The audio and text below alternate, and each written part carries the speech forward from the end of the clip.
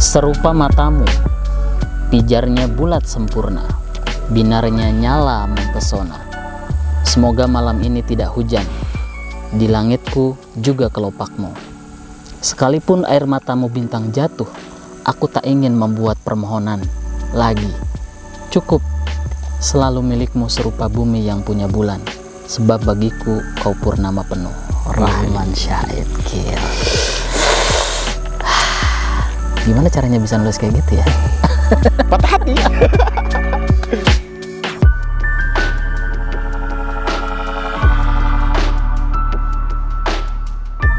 Rahman Syahid Ali Hussein.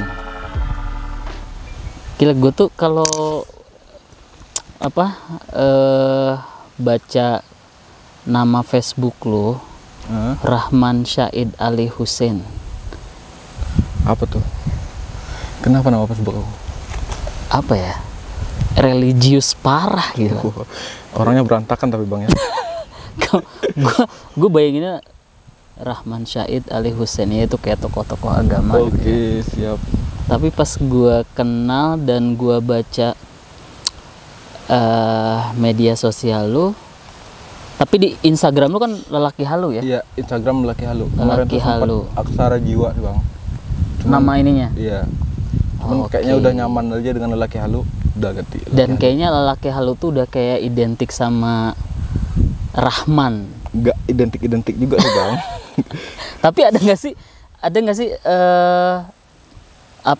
nama akun yang sama lelaki halu selain lo? Kayaknya sekarang nggak ada. Untuk sekarang nggak ada. Iya. Berarti originalitas lelaki halu itu emang patennya punya lo ya? Bisa dikatakan kayak gitulah bang. Oke. Rahman Syahid Ali Hussein. Nggak ada yang nyangka ya kalau dia tuh cucu dari pendiri pesantren. Alhamdulillah bang. Iya. Emang kayak semacam merusak garis keturunan gitu sih bang. tapi lu terselamatkan dengan quote-quote halu lu ini. Ini contohnya ya. Musim yang tak pernah aku pahami, kemarau yang membuatku kekurangan, juga rintik yang membuatku gigil membeku. Musim kesepian. Yeah. Musim kesepian. Musim kesepian, musim yang tak pernah aku pahami, kemarau yang membuatku kekurangan, juga rintik yang membuatku gigil membeku. Itu adalah musim kesepian. Ah, ini nih yang seru nih. Yang mana? Meruyan. Oke, Meruyan. Ini waktu di Bukit Maras ya? Iya bang, jadi air terjun Meruyan. Dia tuh bersebelahan sama air terjun Lakedang. Lakedang. Oh. Tapi air terjunnya namanya air terjun Meruyan. Gue kayaknya pernah deh kesini. Coba gue baca deh captionnya. Bang, airnya dingin. Dek, ketahuilah, dingin air ini tak seberapa ketimbang gigilnya aku tanpa kehadiranmu. Kok aku tiba-tiba panas ya bang, darahku mendidih. Kau buat jangan sampai ku pecahkan palamu. Ada yang lucu-lucu juga kayak gini ya. Lo ini spontan atau memang berproses? Ini kan pasti nggak langsung kan? Sih, bang. Ini fotonya ini kan lo upload 29 Desember. Gue yakin foto ini diambil bukan tanggal 29 Desember dong. On the spot dong. On the spot? Iya dong. Jadi lo foto 29 Desember itu, hari itu, di tempat air terjun Lakedang ini ya, di Bukit Maras. Lo upload dan lo bikin caption seperti ini. Iya. Sebenarnya nggak begitu on the spot sih, pas di jalan pulang, kan karena di air terjun tuh nggak ada sinyal sih bang. Oke. Nah, pas di jalan pulang kita berhenti makan, udah upload. Secepat itu proses proses lu nemuin ide, proses kreatif lu untuk nulis kayak gini. Gimana ya? Kadang tuh ide tuh suka muncul tiba-tiba gitu bang ya. Misalnya emang posisinya udah pulang dari air terjun nih, posisi dingin banget nih. Kayaknya cocok nih kalau nulis apa ya, pas lihat-lihat foto, oh ini nih kayaknya bagus, udah gitu. Jadi lu dapat inspirasi dari foto juga waktu itu ya?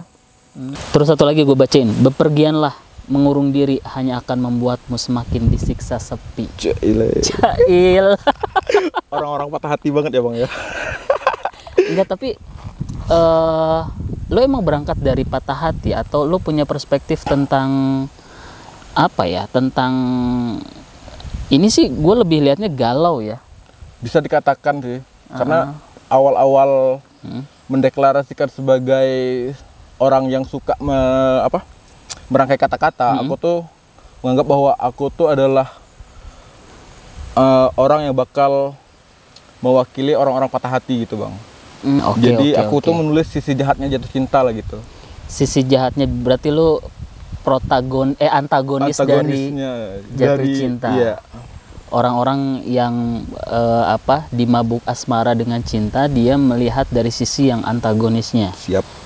Ini kan perasaan lu dalam banget gitu kan? Yang mana?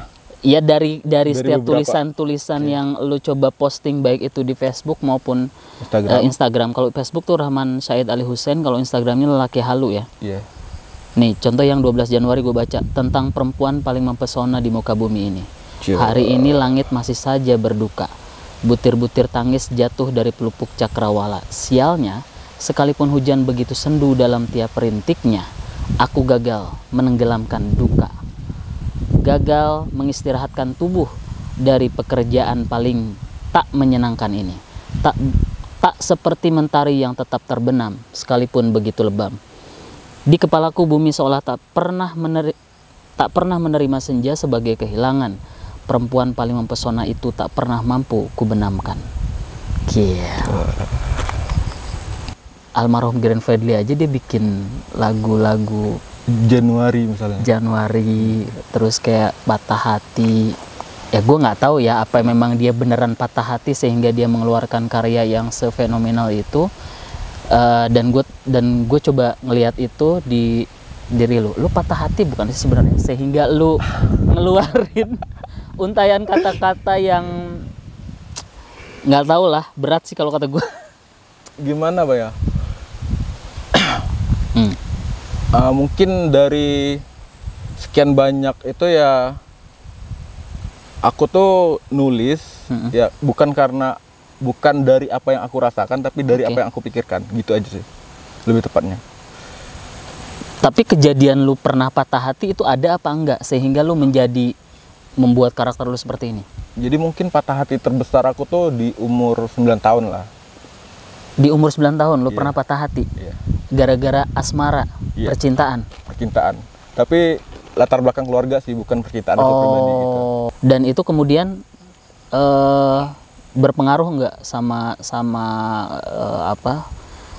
karakter lu dalam karya penulisan? Banyak yang bilang sih, misalnya orang tuh selalu nanya, "Bang, ini kejadian kamu sungguhan atau enggak sih?" Misalnya ada beberapa orang yang nanya. Aku nggak bisa jawab gimana ya kalau seandainya aku jawab bahwa ini tuh bener aku yang rasa, yang mengalami langsung. Pernah, istilahnya pernah, tapi nggak sebegitunya, istilahnya itu udah dibumbu-bumbui lah. Artinya lu sampai dengan sekarang lu pernah juga gitu kayak ngejalin hubungan dan kemudian patah hati. Iya. Jadi kadang patah hati itu ya mungkin setiap orang pernah lah Bang ya. Oke, pernah lah. Lu ngegebet seseorang terus tiba-tiba dia bertepuk sebelah tangan gitu. Aduh kayaknya dia. Iya. Pernah? Sering sih lebih tepatnya. Dan lu akhirnya membuat karya-karya tulisan yang lebih ke arah galau dan patah hati. Iya, bisa dikatakan kayak gitu. Tapi kebanyakan dari beberapa karya aku tuh bagian dari curhatan kawan-kawan malah Bang. Ya berarti dengan tulisan yang gue nggak tahu nih, karena gue juga masih belajar nulis jujur aja. Dengan penulisan yang terstruktur seperti ini, artinya lu sebenarnya juga punya basic atau punya ketertarikan buat menulis ya? Bisa dikatakan iya sih Bang. Mungkin 2018 tuh aku udah mulai fokus di dunia sastra lah. Lu ada kayak background pendidikan tentang sastra atau emang lu ngulik tentang sastra? Lebih tepatnya gimana Bang ya? Aku cerita dari awal pertama aku tertarik di dunia tulis menulis lah. 2016 itu udah mulai nulis-nulis status galau, tapi belum belum seperti inilah, dikatakan masih amburadul lah, masih kacau. Terus kayak semacam ada aja orang tuh yang misalnya, bang, kata-katanya bagus tuh. Aku lihatnya kok aku sendiri aja jijik gitu. Tapi tiba-tiba ada orang apresiasi gitu ya. Iya. Jadi semakin kesini ada beberapa temen yang emang udah pernah di dunia penulis-menulis, tuh bilang, udah asah aja. Gitu. Ya minimal walaupun kita nggak punya pendidikan dasar sastra, kita harus tahu dasarnya. Oh. Istilahnya kita nggak sekolah sastra nih, tapi kita harus tahu dasarnya gitu. Berarti lu boleh dibilang otodidak ya? Karena memang nggak ada basic pendidikan yang mengarah ke sastra kan? Nggak ada. Jadi ketertarikan lu dengan sastra itu diakomodir sama apa? Sama ya udah sama otodidak lu aja, atau emang sama pendidikan yang membuat lu lebih fokus di situ? Kayaknya bisa dikatakan kalau ke pendidikan jauh lah bang. Jauh ya? Jauh banget, karena Jauh banget. aku tuh waktu sekolah murid yang nakal dan nggak pernah sekolah juga. Ya Allah, bukan aib akunya. Karena lu tertarik sama sastra, akhirnya lu mencoba untuk membuat masuk ke dalam dunia itu. Oke, dan lu berada di dunia itu untuk menjawab rasa penasaran lu tentang sastra. Iya. Dan akhirnya muncullah tulisan-tulisan lelaki halu yang mungkin gue pikir makin kesini makin terasah kali ya. Bisa dikatakan kayak gitulah bang. Ibaratnya bisa karena terbiasa lah. Oke.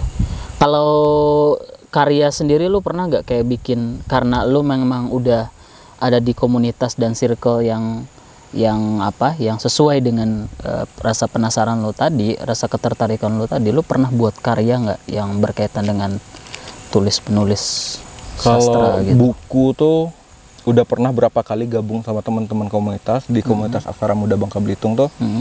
Ada 4 buku kalau nggak salah yang antologi. Ada 3 antologi puisi, satunya antologi cerpen. Dan lu nulis apa di situ? Aku ya nulis puisi juga bang. Nulis ada puisi. Cerpen. Kalau cerpen tuh kalau nggak salah judulnya Cinta yang Tak Terpatahkan. Cinta yang tak terpatahkan, tentang cinta juga. Tapi itu mewakili karakter lu sebagai lelaki halu nggak? Kayaknya mewakili banget sih bang, karena aku ngirimnya berapa ya naskah kemarin, 3 cerita, 3 cerpen, dan itu rata-rata ya tetap dengan sisi jahatnya jatuh cinta tadi, tetap dengan kehilangan. Di situ. Iya. Kayak semacam orang-orang patah hati tuh kaum aku aja gitu. Jadi ya lu mewakili mereka yang perasaan patah hati. Nah ini nih. Ini karya aku di 2020. Ini temen collabku tuh orang Wonogiri. Anomali Rasa ya? Iya. Ini nulisnya di 2019, terbitnya 2020. Ini penulisnya lu sama? Perempuan Aksara. Perempuan Aksara itu? Kayak penulis yang nggak pengen dikenal nama aslinya aja bang. Tapi dia kan ada namanya di lembar paling belakangnya. Iya, ada. Dia segenre sama lu, setipe sama lu apa enggak? Apa dia lebih spesifik ke arah mana dia tulisannya? Dia tuh gimana ya? Dia lebih universal sih.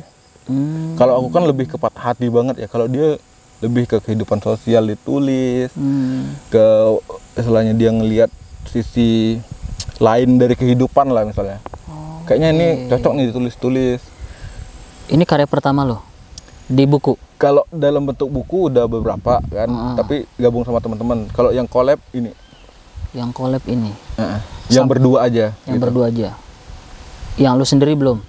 Kalau yang solo sebenarnya kemarin tuh pengen novel. Cuman ternyata novelnya perlu banyak sekali riset, perlu banyak sekali observasi. Iya.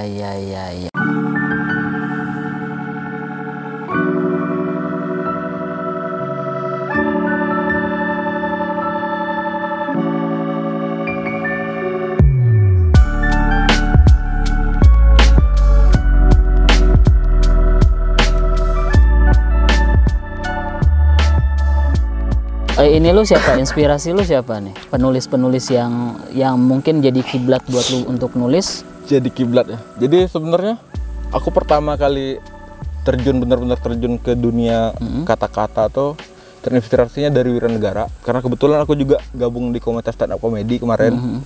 Ngelawak nggak lucu, ya udah patah hati aja gitu. Oke. Jadi emang pertama kali untuk kiblat menulis itu. Tapi kalau hobi baca, aku tuh udah dari sejak lama sih Bang. Walaupun sekolah jarang, tapi kalau baca novel-novel segala macem hobi. Novel favorit lo? Novel favoritku sejauh ini Cantik Itu Luka. Siapa itu? Eka Kurniawan. Kalau lu bisa sharing tentang penulisan, Gimana? apa yang bisa lu share? Aku nulis ya. Kalau aku tuh nulis, kadang orang kayak tadi Abang nanya, ini on the spot atau enggak gitu ya. Aku tuh lebih pada nulis ya ketika aku pengen. Oh, tapi lu bisa seproduktif itu ya? Gue lihat tuh tanggalnya tuh nggak jauh-jauh loh. Sebenarnya gini Bang, aku pertama kali bener-bener mau produktif tuh gara-gara aku lihat orang tuh setiap hari upload status loh. Setuju nggak? Banyak yang menceritakan tentang keluarganya, kehidupannya atau apalah, maki-maki tetangga di medsos. Kayaknya kalau aku seproduktif mereka bagus deh. Gitu. Ya udah, aku mikirnya kayak gitu. Jadi wajibnya setiap hari, kalau kemarin-kemarin tuh setiap hari tuh harus ada. Minimal di status WA lah. Dan media lu adalah medsos. Jadi aku belajar dari Joko Pinurbo. Joko Pinurbo tuh salah satu penyair top Indonesia lah. Dia tuh kemarin di status Twitternya, di Twitternya itu selalu setiap hari nge-tweet tentang perpuisian, perpajakan segala macam, dan dipilih yang mana yang bagus, udah dibikin buku gitu. Nah aku ya kayaknya bagus nih gitu. Aku harus kayak gini juga. Walaupun sebagian dari orang kayak ngerasa, ini orang ngapain nyampah mulu gitu ya. Nah kayak gitu. Berarti sebenarnya tergantung perspektif kita. Kalau misalnya kita ngelihat status itu adalah ruang untuk berkarya, kenapa kita nggak jadiin itu ruang untuk berkarya? Contohnya gitu, nggak usah Joko Pinurbo lah, yang anak-anak muda hari ini tahu tuh Firsa Besari. Di Twitternya kemarin tuh ya kan sebenarnya sebagian dari tulisannya tuh diangkat dari Twitternya juga sama blognya. Dia kalau nggak salah sih produktif dia banget kan. Baru ngeluarin satu buku, lalu berapa buku keluar gitu. Lu ada rencana buat ngebukuin semua status lu? Enggak. Kenapa lu putusin buat enggak? Enggak semua, tapi sebagian ada yang aku ambil. Misalnya kayak semacam yang tadi, lihatlah mana yang lebih basah, kelopak mataku atau atap laminanmu. Ya udah, aku ambil itu sebagai apa ya, satu kutipan yang bakal aku rombak lagi. Gimana rasanya, kayak semacamnya misal aku lagi kehilangan nih, lagi ditinggal nikah. Ya udah, aku jabarin kayak gitu, runtutin. Nah ini jadiin karya. Yakin nih nggak mau dibukuin Lelaki Halu? Aku sekarang nih fokusnya dua sih Bang. Novel aku harus jadi di 2022. 2021 mungkin targetnya beberapa antologi sama temen-temen. Oke. Kemarin di 2020 bukan cuma buku ini sih, ada 3 kalau nggak salah. Buku ini 1, 2-nya antologi, sama salah satunya di beberapa kawan menulis di Indonesia juga. Kami tergabung di salah satu grup literasi juga. Itu judulnya Paradok. Dan yang satu lagi kalau nggak salah itu masuk nominasi sayembara gitu Bang, yang dibukukan. Oke. Berarti target lu di 2 tahun ke depan ini ya karyanya buku ya? Iya. 2021 sama 2022. Sama yang buku yang Lama Garuda sih Bang. Apa itu? Itu Akta Nikah ya, makanya lu jangan terjebak sama patah hati terus dong. Akhirnya buku Lambang Garuda. Lu menulis karya dan buku, tapi lu lupa untuk mempersiapkan buku nikah lu. Siap. Well, Lelaki Halu, obrolan kita di kaki gunung Bukit Penyabung. Kaki Bukit Penyabung, Desa Pelangas. Gue pikir menginspirasi sih. Ternyata lu mau jadi penulis, ya lu tertarik dulu sama dunia yang lu punya rasa tertarik di situ. Kalau lu kan penulis, lu tertarik sama dunia penulis, lu bikin komunitas atau lu berada di tempat yang satu satu apa ya, Satu circle lah. satu circle lah ya, lu punya circle yang sama dengan ketertarikan lo, dan akhirnya muncullah lelaki halu. Kayaknya tips itu gue bakal coba ini deh. Bisa. Karena gue juga punya blog The Uliners, tapi gak tahu sampai sekarang itu masih vakum. Ya karena produktivitas gue kurang sih. Tapi kayaknya gue harus berguru juga sama lu tentang Janganlah, bagaimana Bang. produktivitas menulis. Kalau dibilang berguru aku mau apa ya? Ya sharing lah. Sharing lah. Kalau berguru terlalu tinggi lah. Aku belum sampai situ lah. Bang Rahman, lelaki halu, thank you very much. Iya, Bang. Sudah mau ngobrol. Mudah-mudahan Sambil ngopi, Bang, ya? Iya, ngobrol sambil ngopi. Mudah-mudahan kita bisa ketemu lagi untuk kesibukan-kesibukan yang lainnya. Siap. Thank you ya lelaki halu. Oke. Jangan lupa follow IG-nya lelaki halu, dan Facebooknya cari aja Rahman Ali Said. Rahman Said Ali Husain. Rahman Said Ali Husain. Atau kalau lebih mudahnya tuh dengan hashtag lelaki halu, karena cuman aku itu. Hashtag lelaki_halu. Kalau sekarang hashtag langsung hashtag lelaki halu, double Oke. U-nya. Buat kamu cowok-cowok halu atau yang patah hati, kamu nggak sendiri karena ada lelaki halu. Thank you. Oke. Goodbye.